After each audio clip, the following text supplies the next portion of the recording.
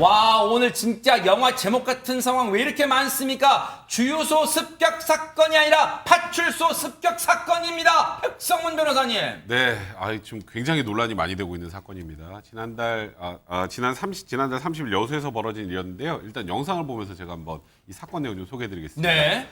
지난달 30일 새벽 2시 15분쯤 여수양 거리입니다. 지금 보시면 복면을 쓴 20대 남성이 뭔가가 든 봉투를 들고 빠른 걸음으로 어딘가를 향해 다가가고 있죠. 네. 이 남성이 도달한 곳 다름 아닌 바로 파출소입니다. 어허. 파출소의 문을 마구 흔듭니다. 그리고 문틈으로 뭔가를 쏘는데요. 어허. 남성이 쏜 것 총소리하고 똑같은 소리가 나는 화살총이었습니다. 화살 총요? 네, 이 남성 파출소 옆 창고로 잠시 숨었다가 다시 달려서 도망을 치기 시작합니다. 어허. 다행히 이 화살은 아크릴 가림막에 꽂혀서 경찰이 다치진 않았는데요. 네. 근데 문제는 네. 이 상황보다 이 네. 다음 상황입니다. 어허. 저 경찰서 안에 총 7명이 근무하고 있었고 어허. 2인 1조로 권총을 소지하고 있었는데 네. 저기서 맞대응을 한 게 아니고요. 가만히 있었습니다. 세상에. 그리고 숨어서 112에 일단 신고를 하고 네. 그리고 그 다음 단계에서 범인은 도망갔죠. 네. 그 이후에 경찰은 아무도 밖으로 나오지 않았습니다. 그게 어머. 대략 20여 분 정도였고 네. 파출소 문은 전혀 열리지도 않았다고 합니다. 대박 사건입니다.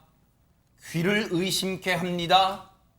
파출소 안에 CCTV가 분명 있을 텐데 경찰은 당연히 공개하지 않겠죠. 왜? 그때 경찰이 어떻게 대응했는가를 자기들 손으로 공개하고 싶진 않을 겁니다. 관련해서 파출소 관계자 얘기 좀 들어보시고 이어가 보도록 하겠습니다. 했던 직원이 문을 이렇게 흔드니까 그저 보니까 복면을 쓰고 있는 거야. 욕을 했어요. 바로 이쪽을 손대로. 그게 이제 들어오고 뭐 쏘고 도망가는 시간이 12초가 됐어요. 12초. 직원들이 듣기에는 그 소리가 총소리 때문에 너무 컸답니다. 일단 먼저 엎드리고 그리고 핸드무전기가 꺼져 있는 직원은 급하니까 핸드폰으로 무전이 안 되는 지역에서는 우리가 핸드폰으로 무전 조획이라고 그러는데 그렇게도 저희가 보고를 하고 있습니다. 20분 동안 파출소 문은 안 열리대요? 20분이요? 네. 뭐 이렇게 총소리로 이렇게 직원들이 판단을 해가지고 바로 추천하지 못한 부분은 이렇게 비난하신다 하면 그 부분은 우리가 달게 받을 수가 있어요. 또 389요. 가지고 계시잖아요. 알겠습니다. 겨누기는 했는데. 겨누기를 했는데. 보셨죠?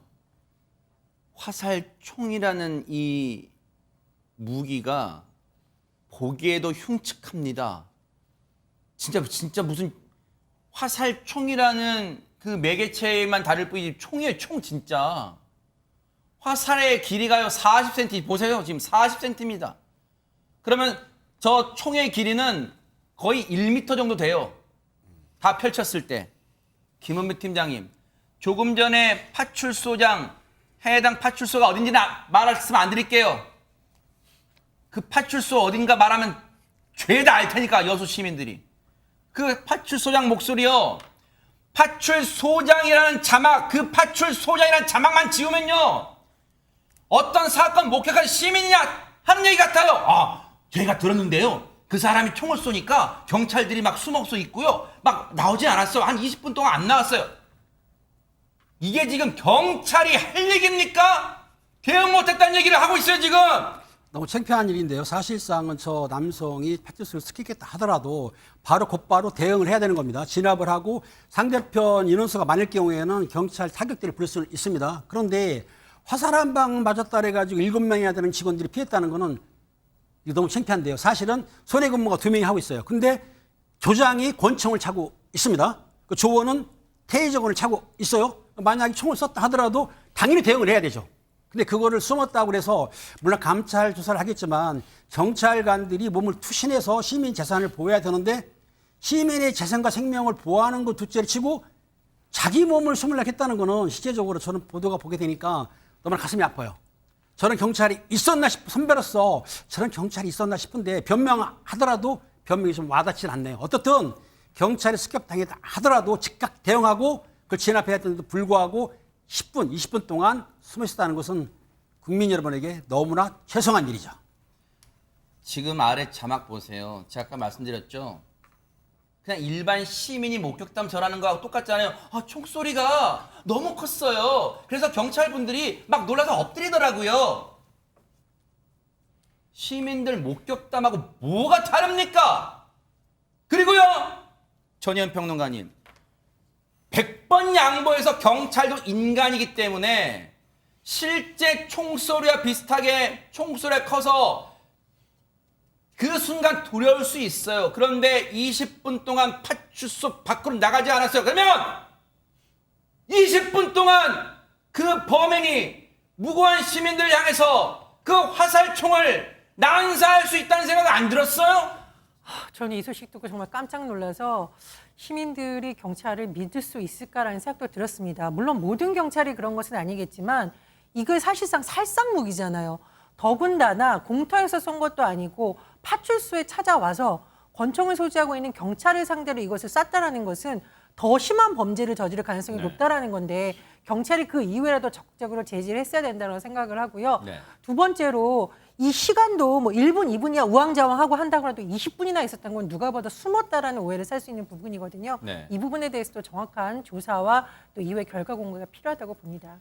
더 큰 문제는 이런 끔찍한 범행을 저지른 사람을 잡는데 무려 12시간이나 걸렸다는 겁니다. 백성문 변호사님. 그러니까요, 이게 지금 말씀하셨던 것처럼 제일 문제가 사람인 이상 경찰이면 경찰이건 넘어서 사람인 이상 그 총소리를 듣고 무서워서 잠깐 숨을 수는 있어요. 근데 이제 그 이후에 더 큰 비난을 받는 건 네. 어제까지는 이게 10분 동안 나오지 대응하지 않았다는데 오늘 20분이라고 이제 확인이 됐습니다. 네. 너무 길죠? 그럼 20분 정도 저 남성을 놓치면 이 동선을 추적하는 게 시간이 오래 걸립니다. 그죠? 그래서 이 남성을 잡은 게 12시간 후인데 네. 12시간이 지나는 동안 이 남성이 다른 데에서 또 이런 행동을 하지 않았기에 천만다행이지만 그 12시간 동안 민간인이 피해를 입었으면 어떡할 뻔했어요? 그러니까요. 그러니까 이번에 이 사건으로 이 해당 파출소에 있었던 경찰들이 비난을 받는 이유는 본인들 몸의 안위를 위해서 피했던 것까지 이해를 한다고 하더라도 그 이후에 최대한 빨리 수습해서 범인을 최대한 빨리 추적하고 그 외의 범인을 다른 시민들의 위해를 가하지 못하게 빨리 막았어야 되는데 무려 12시간이나 걸렸다. 네. 경찰 추격도 범행 직후에 전혀 받지 않았다. 이 부분이 비난을 많이 받는 포인트인 것 같습니다. 12시간이 지나서 이 범인을 잡긴 잡았어요. 그나마 다행이죠. 그렇다면 왜 이런 범죄를 저질렀을까 물어봤을 거 아니에요. 한번 들어보시고 이어가 보도록 하겠습니다. 우울증 증상이 4년 전부터 있었어요. 운행을 탈락한데 일반인 대상으로 할 수가 없고 그래서 파출소를 대상으로 연습을 한번 했다. 저 진술의 신빙성이 있는지는 뭐 은행을 털려고 했다는데 그건 그냥 둘러대는 말인지는 뭐 더 살펴봐야 될 것 같아요. 그런데 이 사건이 이제 전해졌고 이미 전국적으로 방송 다 탔잖아요. 내용 다 탔잖아요. 여수 시민들은 어떻게 생각할지도 궁금하고 그리고 조광영 기자님 같은 경찰끼리도 이번 사건 전해 듣고 어떤 기분이고 어떤 심정일까도 궁금합니다. 네, 그래서 제가 그 직장 익명 블라인드죠. 커뮤니티 어허. 블라인드를 좀 살펴봤습니다. 네. 경찰청 게시판인데요. 일단은 경찰을 좀 옹호하는 글들이 좀 있더라고요. 네. 그러니까 그런 심정을 충분히 이해한다. 예를 들면 너라고 안 저럴 것 같냐. 뭐 예를 들면 목숨이 2개냐. 석궁 쏘는데 피해야지. 이런 글도 있었고요. 네. 나 같아도 무조건 튀었을 것이다. 뭐 이런 얘기들. 뭐 또 한국 경찰 장비로 누구도 대응 못한다. 이런 안타까운 얘기도 있었고요.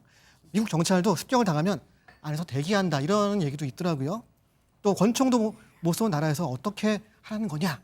이러한 탄식이 있었습니다. 네. 반면에 경찰의 이 같은 그 소극적 대응을 비난하는 댓글도 물론 있었습니다.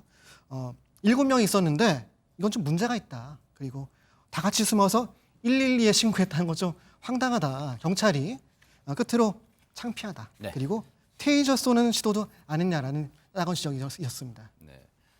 뭐 112에 신고했다는 얘기는 있었습니다만 어제 저희가 상황을 들어보니까 또 여수 경찰서 입장을 냈어요. 해당 파출소에서 또 그때는 경찰서 상황실과 연락한 거다. 112에 뭐 전화한 건 아니었다. 뭐 그런 입장은 내긴 했습니다. 그런데 그걸 떠나서 김은배 팀장님께 안 여쭤볼 수가 없어요. 보세요. 112에 셀프 신고한 건 아니다. 상황 보고한 거다. 그렇다는 거예요. 근데 앞서 사실 이 방송 보면서 제일 또 억울하신 분들은 경찰분 본인들 수도 있지만 경찰분들의 가족일 수도 있어요. 왜냐하면 아니 그러면 내 남편, 내 아빠가 위험에 처하란 얘기예요 여러분들 라고 항변할 수도 있어요.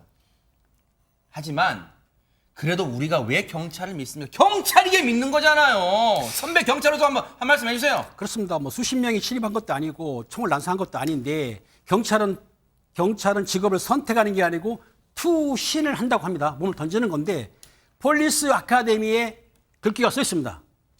젊은 경찰관이여 조국은 그대를 믿노라. 얼마나 좋은 말입니까? 네. 조국이 믿고 있는데 초심을 버린 거죠. 제 선배로서 어떻든 이유에 어떻든 간에 이번 사건에 대해서는 경찰로서 명예를 실추한 거기 때문에 네. 젊은 경찰관들 명예를 회복하기 위해서 최선을 다합시다. 경찰분들의 노고 지금 이 순간에도 전국 방방곡곡에서 정말 몸을 사리지 않고 국민의 안전을 위해서 열심히 뛰는 거 압니다. 하지만요. 국민들이 믿고 지금도 밤잠을 편히 잘 수 있는 건 경찰분들 믿는 거 아니에요? 그 믿음에 금가지 않게 정말로 만전을 좀 기해 주시기 바랍니다.